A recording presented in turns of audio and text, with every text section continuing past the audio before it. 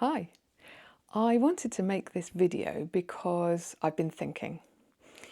And this time I've been thinking about the mysteries of body weight. So the reason I've been thinking about the mysteries of body weight is because I want to know why weight loss plans don't work for everyone. Is it just because people can't stick to them? Or is there something else going on? Why do some people have to resort to weight loss injections to control their body weight, whereas others seem to manage it easily? Is it really just about willpower? So this might not seem like one of my usual thinking subjects, and I suppose in some ways it isn't, but I've been collecting up lots of evidence over the years from trying lots of different ways of eating, and it's taken me a while to think through all of that and finally start to realise what might really be going on. So I think we're led to believe that it's all very simple. We eat too much and we don't move enough. You know, it sounds plausible and it's probably even true, but I've tried enough different things over the years to know that eating less and moving more isn't the answer for everyone. And I've also seen the opposite, that some people eat a lot and don't move much, but still manage to maintain their body weight. So I know there must be something else going on. Well, I'm not a medical expert, but what I am good at is noticing things and thinking about the things that don't make sense to me. And this has been one of those subjects for me, so I want to dig a bit deeper to see if I can find out what might be really going on.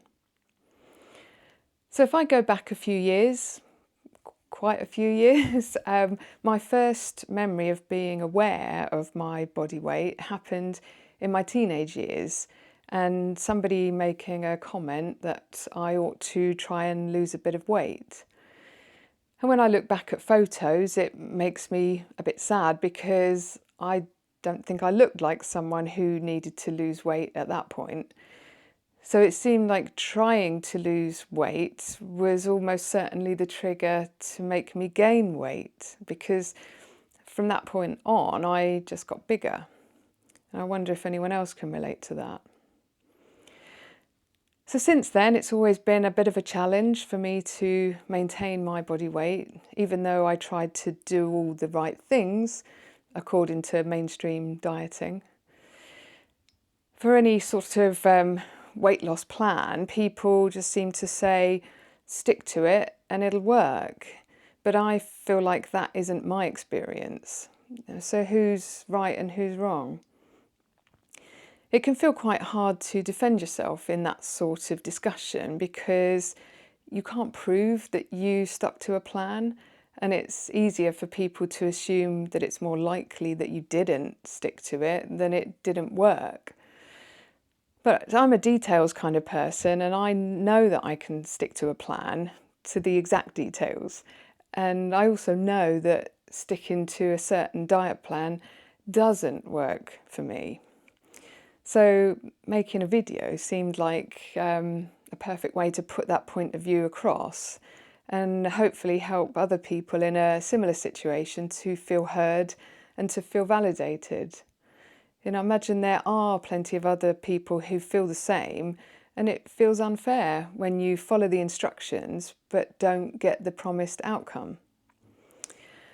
So I think I've tried just about every diet during the course of my life, but what I've never really tried is learning how my body's working and why it might be reacting in unexpected ways compared to what the diet plan tells me should happen.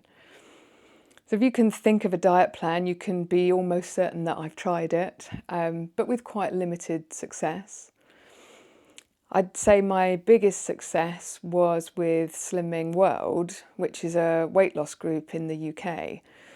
They have weekly meetings and they put more focus on the types of food to eat rather than the amounts. I managed to stick with that for quite a long time, and I slowly got down to my goal weight in my 20s, and the group celebrated with me, and that was lovely. It was a long-term commitment and it did work for me until I stopped going to the meetings and had my children. So the other plan that I've had reasonable success with since then is intermittent fasting. And I managed to maintain my weight quite successfully by just having one meal a day on Mondays and Tuesdays and eating normally the rest of the time. So that plan took less commitment, but probably more determination, because it was sometimes hard to be hungry all through the day on Mondays and Tuesdays. But I did really look forward to Wednesdays, and they never seemed very far away. That also worked well with having a social life, because I could have whatever I wanted at the weekends. So for quite a few years that approach worked well for me, until one day it didn't work anymore, even though I was doing the exact same thing. I know now that the intermittent fasting stopped working for me when my hormones started causing me problems in my 40s. And it was upsetting, to try the same thing that had worked well for me over the years and not get the same results.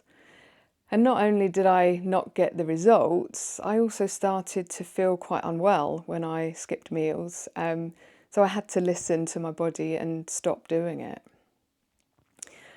I also noticed from my fitness watch that my heart rate was dropping when I was fasting and then going back up, when I was eating, and actually getting a racing heart and feelings of panic, especially during the night. So that was quite scary. So what have I learned from those experiences? The Slimming World experience taught me that I don't need to starve myself to be able to lose weight. I feel good when I'm eating nutritious food, but that approach needed patience and to stick with the plan for a long time. The fasting experience taught me that skipping meals can work, but can cause stress on the body. And if you also have other stresses on the body, it might be a stress too far. I did dig a bit deeper to try and understand why fasting had gone so wrong for me. And the symptoms I had seemed to indicate that my thyroid gland and my adrenal glands were getting a bit cross with me. And then when the other hormone challenges that were starting for me in my 40s, I probably had some sort of thyroid or adrenal burnout. I certainly learned the hard way about what that can feel like. I couldn't sleep, I was having adrenaline surges, racing heart, feelings of panic. It wasn't nice at all, and I don't want to experience that again. So knowing that hormones were having an impact on my ability to lose weight, it got me thinking about something that happened to me when I was pregnant and after I'd had the babies. I've had 2 children and I gained over 50 pounds during both of the pregnancies, which I think is roughly double what can be considered average. Both of the babies were average size, so it wasn't them, it was me. I didn't think I'd eaten that much more than usual during my first pregnancy, but the scales were telling a different story. So for my second pregnancy, I decided to be much more careful, but yet I still gained over 50 pounds. I don't know how much more evidence I need that hormones play a significant role in body weight. So why haven't I heard about that? Why do I only hear about calories in and calories out? So after getting a bit more interested in the hormone connection, I couldn't help but think about insulin. As I'm much more familiar with hearing about insulin in connection with body weight. And the main thing I knew about insulin was that people with diabetes don't produce enough of it, or any at all, so have to replace the insulin with tablets or injections. I assumed that people who don't have diabetes don't have to think about insulin, but that isn't quite right. So insulin is a hormone that's under a lot of pressure because of our modern lifestyles. Insulin's there to keep our blood sugar levels safe. When we consume food, a lot of it is converted to sugar in the blood, and if our body doesn't need as much for fuel as there is, maybe because we're not moving very much, then insulin will convert it to fat for safe storage. So whilst sugar itself isn't to blame, the quantities that we're eating with our modern lifestyles make it a problem. Sugar itself doesn't have all that many calories, but yet it can turn straight into stored fat if the body already has enough for what it needs. So that helps me to see why it's more complicated than just calories in and calories out. So my body gets angry and refuses to lose weight when I don't get enough sugar, but it turns straight to stored fat when I have too much. I think I sound like Goldilocks. I came across actually another complication that because the type of food and the large amount of sugar that we're eating, our insulin starts to become less sensitive. So the body can get confused and accidentally release more insulin than it needs. And the result of that is too much of the blood sugar is turned to fat storage.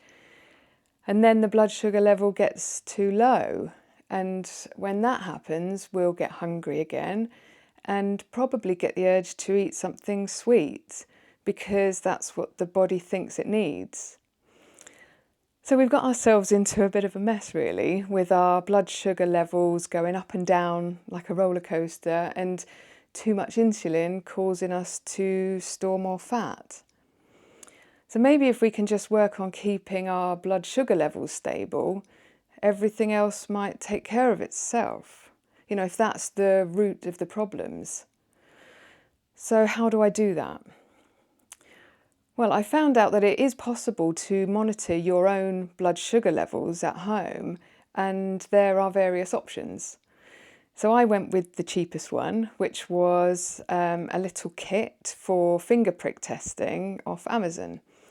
And I started testing my reaction to different foods. It was really interesting and a big eye-opener for me.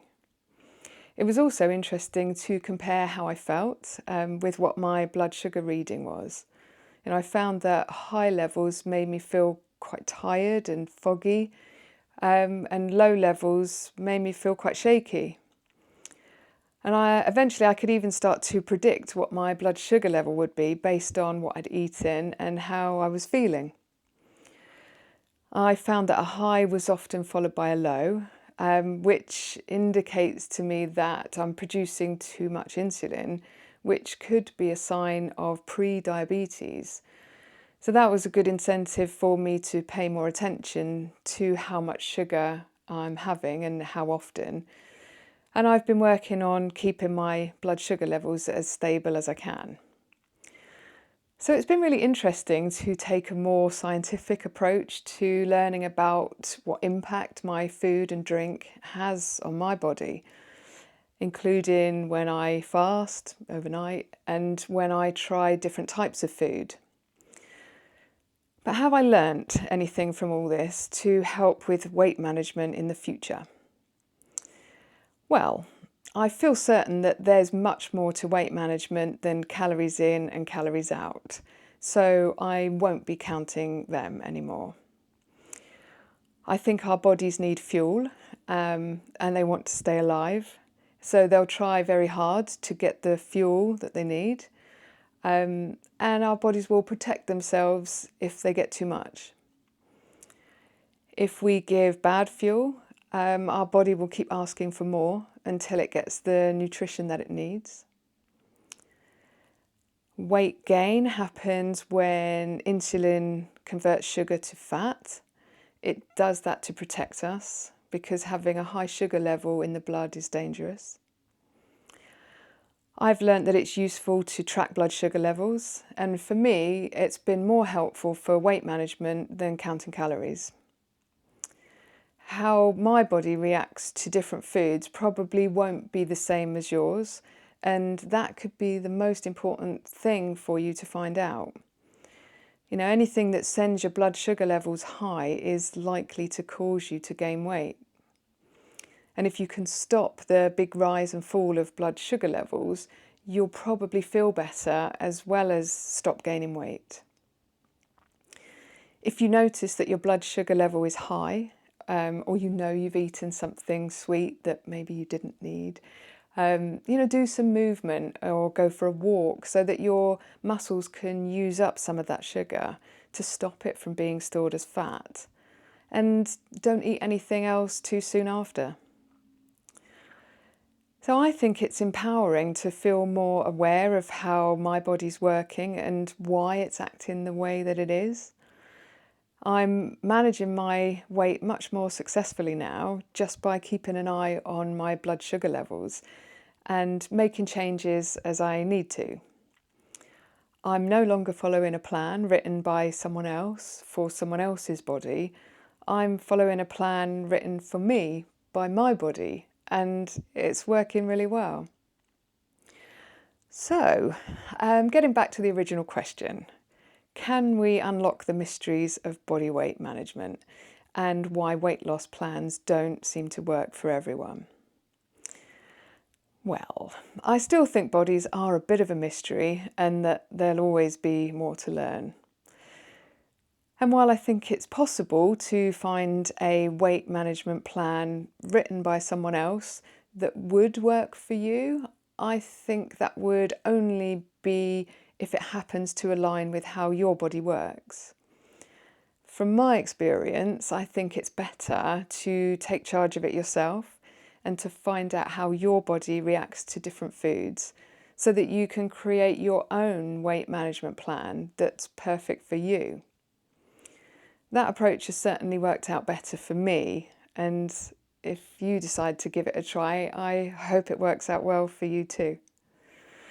I think our bodies are trying to tell us what to do if we learn how to listen. So I hope you've taken something useful from this video, but I think that's all for this time. Thanks for watching, and I hope to see you next time. Bye.